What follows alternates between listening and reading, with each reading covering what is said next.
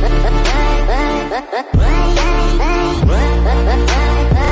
everyone, I Shalini welcome you all on my YouTube channel Gurukul. So as this is my first video on YouTube channel, I would like to tell about myself, my education background and the types of content I will provide on this channel. So I did my bachelor's in biotechnology and master's in food science and technology, and currently I'm working since 6 months in as a regulatory consultant. I am going to share about FSSAI syllabus, which includes CFSO, that is Central Food Safety Officer, and Technical Officer syllabus. I will give update on notification advisories, which are like daily updated on FSSAI website. So in this video, I am going to talk about what is FSSAI, establishment of FSSAI, and role of FSSAI. So as we all know, the full form of FSSAI is Food Safety Standard Authority of India. So FSSAI को हिंदी में भारतीय खाद्य सुरक्षा अधिनियम प्राधिकरण भी कहते हैं. जब हम FSSAI की बात करते हैं तो हम काफ़ी बार सर्च करते हैं तो गूगल पे अलग अलग डेट आता है, लाइक कभी 2008 आता है, 2011 आता है. FSSAI को लेके, इस टॉपिक को लेके बहुत कन्फ्यूजन है. सो बेसिकली है ये कि FSSAI जो है वो स्टैब्लिश हुआ था 5 सितंबर 2008 को, बट वर्किंग में आया 2011 अगस्त में. सो अगर आपको मोस्टली ये क्वेश्चन CFSO या TO के एग्जाम में पूछते हैं कि स्टैब्लिश कब हुआ था और फोर्स में कब आया, लाइक वर्किंग में कब आया, so this date will differ. Establish हुआ था 5 सितंबर 2008 को एंड वर्किंग इन प्रोग्रेस में आया 2011 अगस्त में. So food safety standard authority of India जो है वो टोटली डिपेंडेंट है एक एक्ट पे. मतलब एक एक्ट है जो कॉन्स्टिट्यूशन के थ्रू बना था, जिसमें सारे रूल्स एंड रेगुलेशन है. वो एक्ट है 2006 एक्ट है जिसमें सारे रूल्स, रेगुलेशंस, ऑर्डर्स सब कुछ है मेंशन. So, अभी FSSAI has been created for laying down science-based standard for article of food and to regulate their manufacture, storage, distribution, sale, import to ensure availability of safe and wholesome food for human consumption. So, अभी कैसे है कि अलग अलग department है FSSAI में. Food related अलग अलग डिपार्टमेंट होता है, अलग अलग फूड हैंडलर होता है. Whether it might be manufacturer या स्टोरेज वाले होंगे या डिस्ट्रीब्यूशन वाले होंगे, सेल डिपार्टमेंट होगा, इंपोर्ट वाले होंगे, एक्सपोर्ट वाले होंगे. वैसे एक्सपोर्ट रिलेटेड FSSAI में कुछ मेंशन नहीं है ज़्यादा, ना ही कुछ रूल्स एंड रेगुलेशंस है, as it like the products get exported. So that's why. So basically we say focus on manufacture, storage, distribution, sale and import department. So अभी ये स्टैंडर्ड्स क्यों बनाए गए? ये स्टैंडर्ड्स इसलिए बनाए गए, ये रूल्स एंड रेगुलेशंस इसलिए बनाए गए कि ह्यूमन तक, लोगों तक होलसम फूड जाए, लाइक न्यूट्रिशियस फूड जाए, और ह्यूमन जो कंजम्पशन, जो मतलब ह्यूमन कंजम्पशन जो खा रहा है फूड, वो सेफ हो. देन अभी मैं कुछ हाइलाइट्स बताऊंगी आपको 2006 एक्ट की. सो कैसा था कि पहले हर एक डिपार्टमेंट, लाइक डिफरेंट प्रोडक्ट का डिफरेंट डिपार्टमेंट था. For example there was act or act related to food adulteration, there was act related to meat, vegetable, edible oil and etc. But later all this act get consolidates और बन गया वो 2006 में. मतलब सारे department एक साथ आ गए और सारे डिपार्टमेंट का एक्ट, ऑर्डर्स, ये सब करके कंबाइन करके 2006 एक्ट में डाल दिया गया. सो बेसिकली ऐसे क्वेश्चंस भी आते हैं FSSAI के एग्जाम में, बिकॉज मैंने अपना फर्स्ट अटेम्प्ट इस बार दिया था, तो ये मैं अपने एक्सपीरियंस से और प्रीवियस ईयर के क्वेश्चन पेपर से बोल रही हूँ कि इसमें ना अलग अलग, जैसे कि आपको ये पूछ सकते हैं कि एडिबल ऑयल पैकेजिंग कौन से एक्ट, मतलब कौन से ईयर में हुआ था, तो आपको मालूम होना चाहिए कि वो 1988 में हुआ था. सो ये जो ईयर्स है वो याद रखना है, और 2006 में ये सारे कॉन्सोलिडेट्स हो गए थे.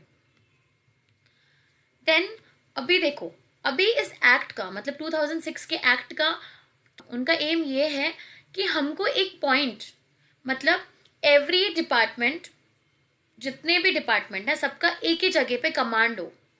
जैसे जो FSSAI 2006 करता है, वो एक रेफरेंस पॉइंट है सारे मैटर्स का रिलेटेड टू डिफरेंट डिपार्टमेंट्स.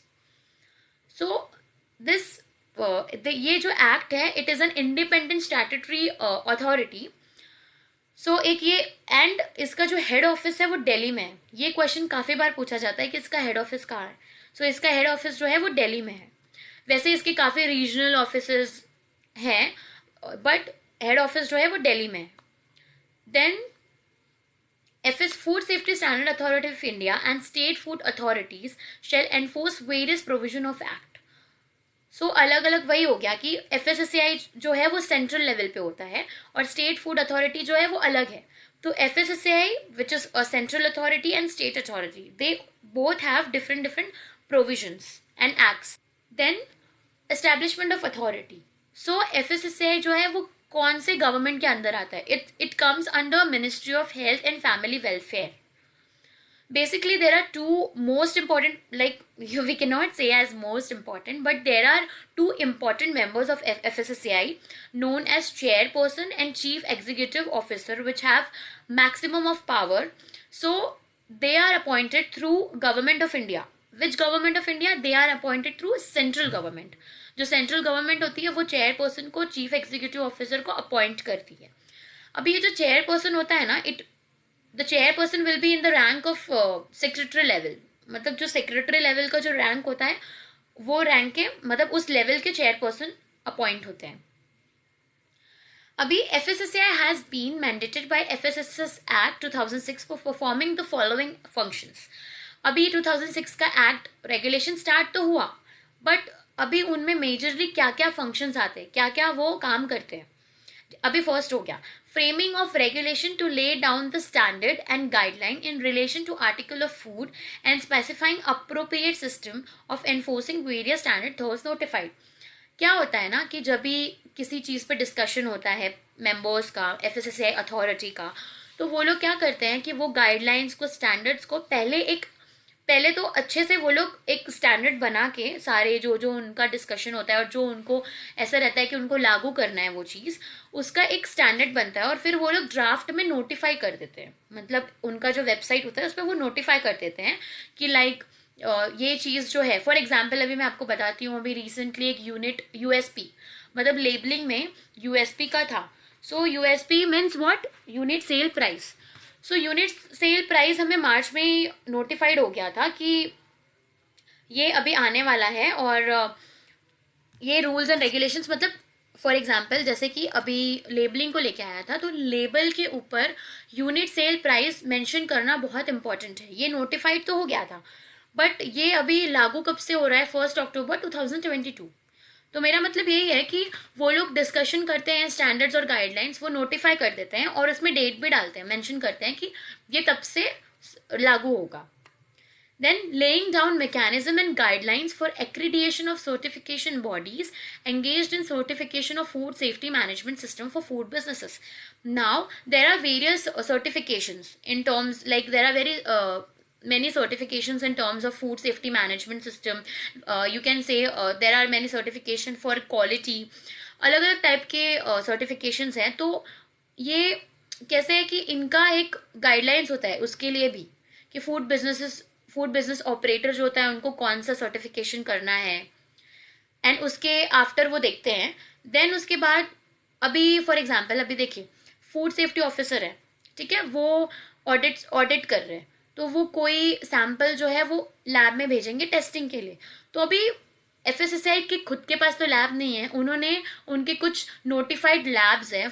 मैं लैब के ऊपर भी एक वीडियो लेके आऊंगी, जैसे कि कुछ रेफरल है, कुछ नेशनल लैब्स हैं, तो ये जो रीजनल लैब्स हैं. तो जो लैब्स होती है ना वो भी इनके मतलब ये उन लैब्स के लिए भी जो मतलब फूड सैंपल जो है वो एनालाइज करता है, तो उसके लिए भी प्रोसीजर गाइडलाइंस जो होता है वो यही नोटिफाइड करते हैं.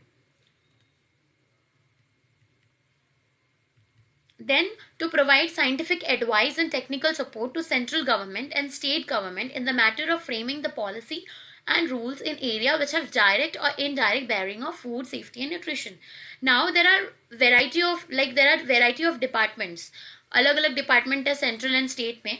तो अभी किसी भी डिपार्टमेंट में इनडायरेक्टली और डायरेक्टली फूड सेफ्टी या न्यूट्रिशन से रिलेटेड कुछ भी इशू क्रिएट हुआ या कुछ साइंटिफिक एडवाइस चाहिए या उनको कुछ टेक्निकल सपोर्ट चाहिए तो वो FSSAI प्रोवाइड करता है. देन FSSAI जो होते हैं वो collect and collate data regarding food consumption and incidence prevalence of biological risk. Biological risk क्या होता है, जैसे कुछ इंसेक्ट्स वगैरह खाने में पड़ गया, कंटेमिनेशन इन फूड मतलब कुछ गंदगी, कुछ गंदी चीज फूड में पड़ गई, रेसिड्यूज. देन उसके बाद आइडेंटिफिकेशन ऑफ एमर्जिंग रिस्क, मतलब रिस्क अभी किसके रिलेटेड होता है, contamination related risk. There are variety of risk like biological hazard होता है, मतलब काफी कुछ होता है. Then introduction of rapid alert system, ये सारा जो ये सबके जो डेटा होता है वो ये FSSAI कोलेट करते हैं. अभी देखिए यहाँ पे आपको एक टर्म दिखेगा, रैपिड अलर्ट सिस्टम. ये रैपिड अलर्ट सिस्टम है क्या? रैपिड अलर्ट सिस्टम जो है ना, ये एक नोटिफिकेशन सिस्टम है जो यूरोपियन कमीशन जो होते हैं वो ऑपरेट करते हैं to identify hazards between member states and they cover food contact materials and animal feed. अभी रैपिड अलर्ट सिस्टम जो था वो एस्टैब्लिश हुआ था 2002 28 जैन को, बट ये वर्किंग में आया था 2003 में. Then creating an information network across the country so that public, consumers, panchayat, etc. Receive rapid, reliable and objective information about food safety and issue of concern. So अभी क्या है कि ये बड़ा मतलब बहुत बड़ा नेटवर्क क्रिएट करते हैं ताकि दूर दूर तक across the country public consumers जो होते हैं उनको सही इंफॉर्मेशन मिल सके, फूड सेफ्टी एंड इशू जो इश्यूज क्रिएट होते हैं फूड रिलेटेड उसके बारे में सही इंफॉर्मेशन मिल सके, इसके लिए ये एक नेटवर्क क्रिएट करते हैं. तो अभी जैसे इसका मैं एक एग्जांपल दे सकती हूँ. अभी रिसेंटली इन्होंने फूड सेफ्टी मित्रा करके एक स्कीम लॉन्च किया था. सो उस स्कीम में ना उन्होंने अलग अलग टाइप का, you can say they have generated different kinds of vacancies. So it was related to digital Mitra हो गया, trainer Mitra and hygiene Mitra. So उसके ऊपर भी मैं एक वीडियो लेके आऊंगी फूड सेफ्टी मित्रा स्कीम के ऊपर. सो ये उनका एक तरीका है, इनका मतलब दो चीज इससे हो जाती है. एक तो एम्प्लॉयमेंट भी क्रिएट हो जाता है अमॉन्ग द फूड टेक्नोलॉजिस्ट और रिलेटेड फील्ड, और मतलब एम्पावरमेंट हो जाता है. और दूसरा ये भी होता है कि एक बड़ा नेटवर्क जनरेट हो जाता है, जहां जहां FSSAI नहीं पहुंच सकता वहां वहां ये लोग पहुंच के सही इंफॉर्मेशन दे सकते हैं, कन्वे कर सकते हैं लोगों को. अभी इनका एक और काम होता है ये कि ये ट्रेनिंग प्रोग्राम्स प्रोवाइड करते हैं उन लोगों को जो फूड बिजनेसेस में इन्वॉल्व रहते हैं. जैसे कि अभी इनका एक है फोस्टैक ट्रेनिंग. सो फोस्टैक ट्रेनिंग क्या है? The full form of FoSTaC training is food safety training and certification. So इसमें क्या होता है कि फॉर लाइक एग्जाम्पल कि जितने भी एक फूड बिजनेस है, ठीक है. So for every 25 food handlers there should be one food safety supervisor who should be FoSTaC certified. So मतलब ये सर्टिफिकेशन वगैरह भी जो होता है वो FSSAI देखते हैं. उसके बाद ये कंट्रीब्यूट करते हैं towards development of international technical standard for food sanitary and phytosanitary standards. So now what is sanitary and phytosanitary? मतलब सैनिटरी और फाइटोसैनिटरी जो होता है ना, इसके अंदर रूल्स होता है related to food safety, animal and plant health standards. So this means that like इसका मतलब क्या होता है कि चीज़ों को क्लीन रखना and sewage system, clean water supply provide करना, ये काम होता है. Like different countries are allowed to set their own standard, but regulation must be based on science itself. Science based ही होना चाहिए. अलग अलग सेट मतलब अलग अलग कंट्री अलग अलग स्टैंडर्ड सेट कर सकती है, बट रेगुलेशन जो होता है वो बेस्ड ऑन साइंस ही, मतलब साइंस के बेस पे ही होना चाहिए. सो एंड ऑल्सो ये प्रमोट करता है general awareness about food safety and मतलब food safety related, food standard related awareness create करता है FSSAI. That's all. Thanks for watching. Please like, share and subscribe.